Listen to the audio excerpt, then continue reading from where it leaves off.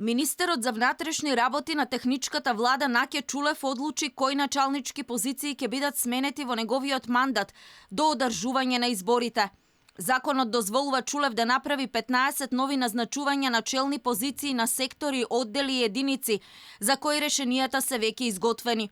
Според информациите на Алфа, нови началници ќе има во секторите за внатрешни работи на Скопје, Велес, Битола, Струмица, Штип и Охрид. Нов началник Чулев ќе назначи на одделот за организиран и сериозен криминал, внатрешна контрола, на одделот за специјални полициски операции, како и на единицата за интервентна полиција и единицата за специјални задачи Тигар.